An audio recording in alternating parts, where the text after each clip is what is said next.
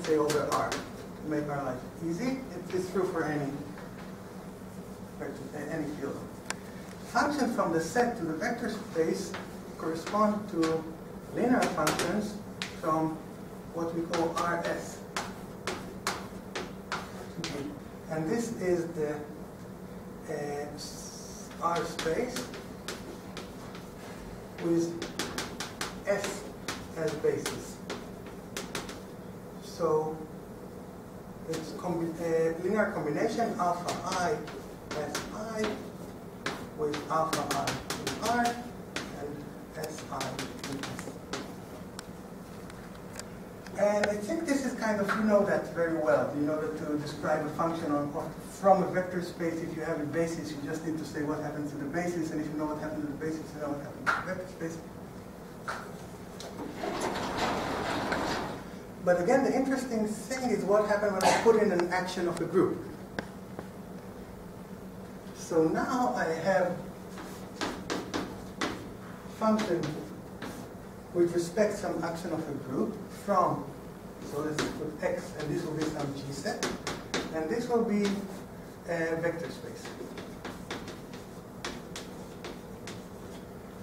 which is also a G set. So it's a vector space with an action of G, and this is called a G representation. There's a name for this object because it's very, very, very, very, very useful. Vector space with an action of a group. And it looks the same. It looks correspond to linear function which preserve action of a group from Rx to this representation. By the same argument. You know what happened to the basis, you extend it to the space. You know what happened to the space, then you can restrict it to the basis. And now I have everything. So what we want is x, y, such that Cx and Cy are isomorphic as representations of G. This is the property. I said here's some special property. This is the special property. But I need to be a bit smarter. So what I want that is this representation. So this is the space of alpha I xi with the action of G acting on the xi, and this is with the yi. And this representation should be isomorphic, but I don't want x and y to be isomorphic as G sets. If x and y would be isomorphic as G sets, then these guys will definitely sound the same, but they will be the same. Because here I'm only using the structure of a G set. So if this was the same G set, yeah, I get two things that sound the same, but they will be the same thing. It's not interesting. Here I make sure, okay, I'm not making sure, but I'm ruling out that they will be the same for some very trivial reason. And here I'm going to make them sound the same. And the proof is the following. So now we pull everything together. We're interested in functions on this tensor product. Like we said, the property of the tensor product, the whole reason we invented this tensor product is so this corresponds to functions from functions with respect to action from x to the function of gamma. So you remember this, and this was like functions on half the square versus symmetric functions on the entire square. And now I'm plugging in the vector space structure, which I haven't used yet. So this is the same thing as functions, linear functions, with respect to action of G, from Cx to the function on my geometric object. And now we're done, because we assume that this guy is isomorphic to Cy. as a representation. So now we can go back.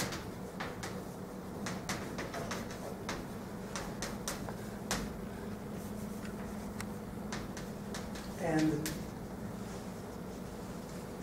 so this was kind of very, very general. It didn't say anything about the Laplacians or sounds. So it tells you that in general it solves much more general questions. It says something very strong about this and this object under these conditions. So, and also something nice here is that you can really understand. I said we don't understand the spectrum, but given an eigenfunction here, you can follow what happened to her.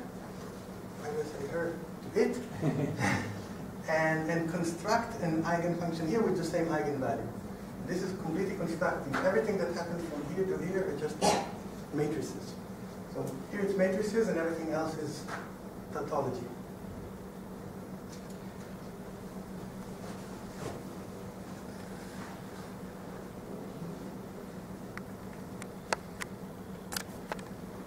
I'm going to show you an example.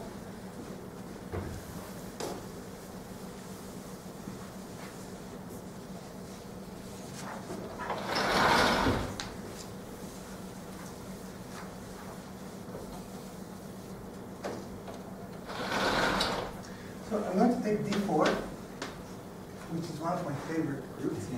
It's the symmetry group of the square. And I'm looking at, so there are two elements here, tau, which reflects like this, and then sigma, which is rotation by 90 degrees. And then you get rotation, tau square, sigma square tau is this rotation, and sigma tau and sigma to the third tau is this reflection, and I have sigma square, sigma to the third, which rotate by 180 and 270 degrees. This is the group. And this group naturally acts on this the square. So I'm going to take this square as gamma. And here is my x. It has 6 elements, and y also has 6 elements. So this is by cats. Cats told me that I can always hear the area, which means that they have to have the same number of elements. And what sigma does is flip these two, and tau keeps them in place. And now you can find out what sigma square tau does by following these arrows. And then sigma does this. And tau flips these two and these two. And on this side, both sigma and tau flip them. Sigma again rotates this. But tau flips these two and keep these two in place. Why? Because that works. So here's one of the first theorems you learn when you take the first course about representation theory. Two representations are isomorphic if and only if they have the same character.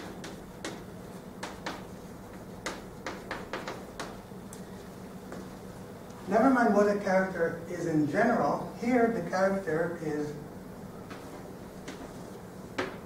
the character for representation which comes from an action of a set is just the number of exponents. So it is the function, so the character of Cx is the function which is assigned to every element of G the number of fixed points in X. And the same for Y. And now you can go ahead and just check that this action every element has the same number of fixed points. So here tau has this fixed point, this fixed point, and that's it. Here it has these two. Sigma acts exactly the same in both of them. Sigma tau, which is this flipping. So here it's sigma tau, it doesn't work. Sigma tau, this is a fixed point, this is a fixed point, only two. Here sigma tau has these two fixed points and nothing here. So every element you take, you find that they have the same number of fixed points here and here. So this is easy to check. That from this we get that Cx, I switch to C at some point, that Rx is isomorphic to R1. Did I write C over there? Yeah, at some point I moved to the complex, but it's the real and the complex are the same here. Everything works is both of them. And therefore, so this is, for you don't ask whether I get a simple example. This is a very simple example. X times gamma over d4 and x and y times gamma over d4. So you need to do the computation. So x times gamma is, as a set, I have 6 copies of the square. And then I need to start joining things. So I need to divide this by the action of sigma and tau. That will be enough because they generate the group. Now sigma identify this guy and this guy. So I can delete this. Or let's say I have this guy here and then sigma takes it here. So this is a basis element. Oh, wait. I'm going to get some orbital here.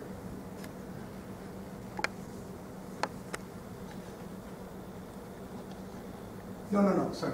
This one. Yeah, it's some orbital, but I won't mention it. So sigma identified this guy and this guy. I can delete this guy, but tau still flips it. So I need to delete half of it, and I stay with half the square. What happens here is that sigma and tau together, so if I take this guy, sigma moves it here, tau, or let's say tau moves it here,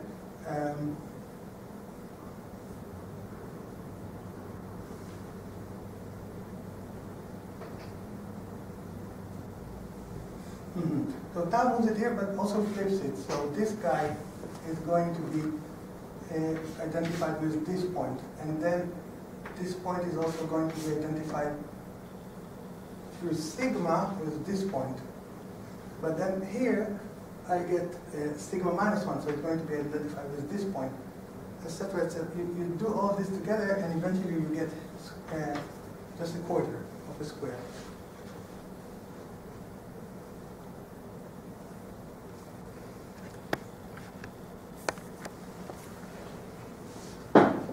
No. Sorry.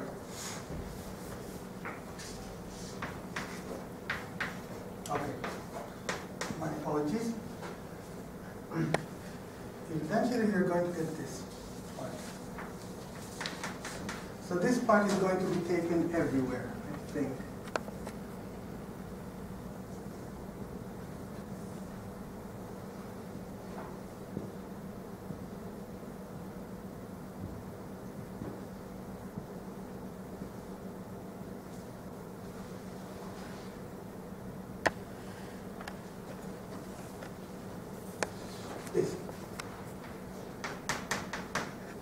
So since I have the sigma tau, which keeps me in place, but sigma tau acts like this diagonal. So they take sigma tau gets me here, and then tau gets me here, and sigma should get me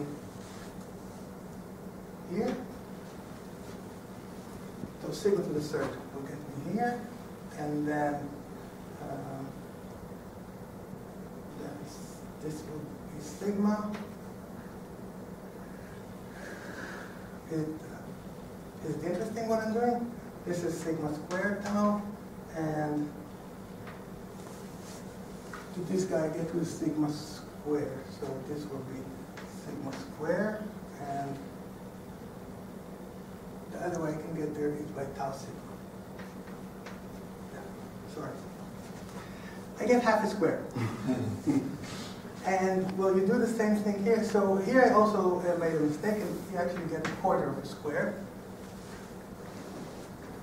because you lose half by tau, and you lose not the lower half by going sigma tau sigma. I should have prepared this example a bit better. I planned on doing another one, but this one is simpler, and then I got carried. And what you get in the other one is a quarter, which looks like this, and the half, which looks like this. So what you get at the end is this band of a square, a big half, sounds like a quarter, like this, and half. So I'm not the first one to discover this. This was first discovered by Chapman, doing some very crazy things. So this. But it is so simple. Yes. Once you have it, you can just verify directly. Right, right. Yeah. This is, I think, the only isospectral example we can write down the spectrum and see that it's the same. So we don't have a lot of time left, right?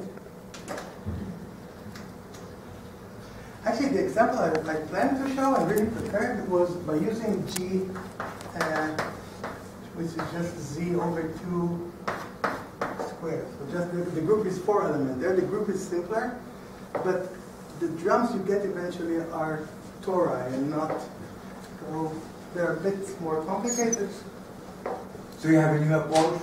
Chapman did it by a different way. So you have a new approach. So I showed you how you get this. What Chapman does, he takes the drums of Gordon, Webb, and Wolpert and start cutting them and making sure that these cutting don't change the sound, and then he starts canceling elements which appear in both sides. So it's like ad hoc. Yeah, you have a conceptual. Right. Yeah.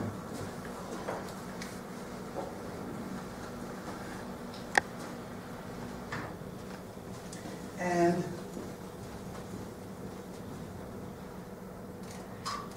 oh,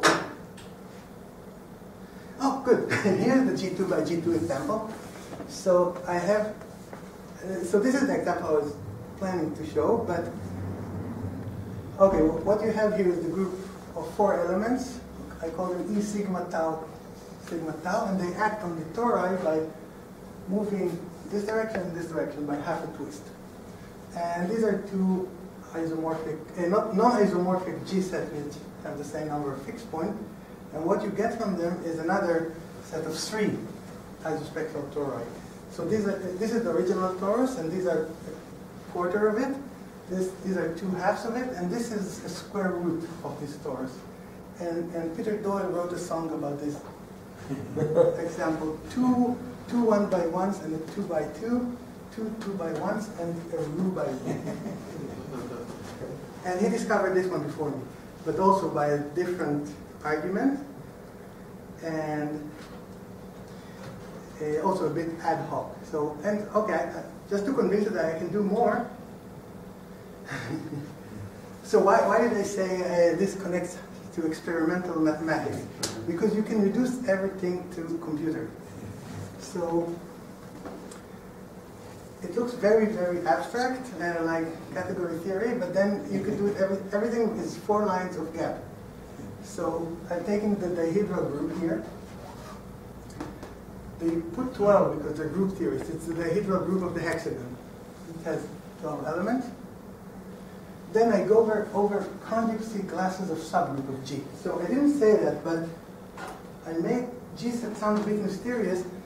Eventually there is only one way to create G sets, up to isomorphism. You take a subgroup and you look at the cosets. And the collection of cosets, H, G, 1H, G2H, and so on, is a G set. I can act it by G, and you know that this will be another coset. So, and this is the only way to actually create a G set, up to isomorphism. So it means that when I go over the subgroups, I'm actually going over all possible G sets. I take a representative from each conjugacy class because they are isomorphic. And then for each one of them, this permutation character is exactly the number of fixed points in the action of the cosets. And then this null space integral matrix just asks me, okay, how can I balance them? What are the relations that sum up to 0? So I have this number of fixed points acting on different G sets, and I want the number of fixed points to be the same in 2 of them. And this LLL is just to make a nicer basis. It's not important. And I get this. I get 4 vectors here. What do they mean? So the first one, let's say, it's at 1, minus 1, minus 1, 1. It means that when I sum the number of fixed points of G with respect to this G set, plus the number here, minus these 2, I get 0.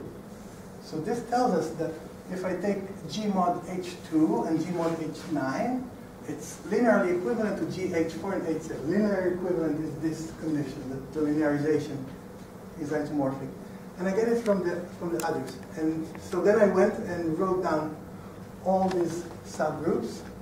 So these are the subgroups for D6. And D6 acts on the hexagon, and these are the quotients that you get. And here you got these 4 vectors. And I wrote them corresponding to this. So now the first one tells me that this drum together with this drum sound like this guy together with this guy. So it just, now I have a computer program which generates isospectral bands. And the nice thing is I can also, this is just the basis for this null space. I can now start adding things.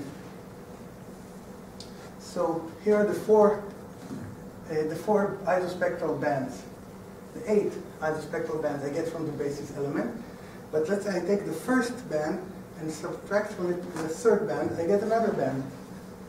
So by subtract, I get many bands. Yeah, I can get, there's a lattice of bands here. This is why I need the LLL, because I want to find a nice basis for this lattice. And subtract, I mean, I want to subtract this from this. It means add this band to this, add this band to this, and then I can cancel drums which appear on both of them. And this is what I get, another one. And I can generate more. And this is only from the hexagon. And so one last thing, and this is a personal gripe, and I think some people here will appreciate. I sent all of this thing to a good journal, and this is something it's so-called good journal. So-called good journal. That was the beginning of my PhD. I asked Caroline Gordon, the woman with the drums, where should I send it, and she gave me a good recommendation of a good journal. And I said, okay, I should try, and I sent it. And I got back a referee letter, and it was accepted.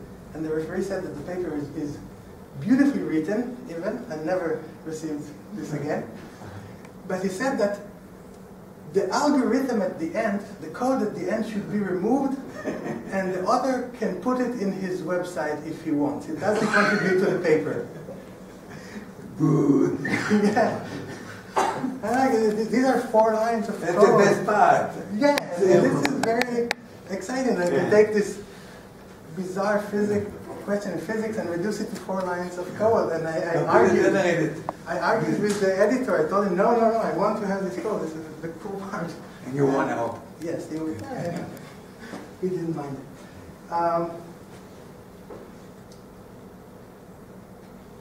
Okay, so I have minus 2 minutes. Oh, okay. Thank you very much.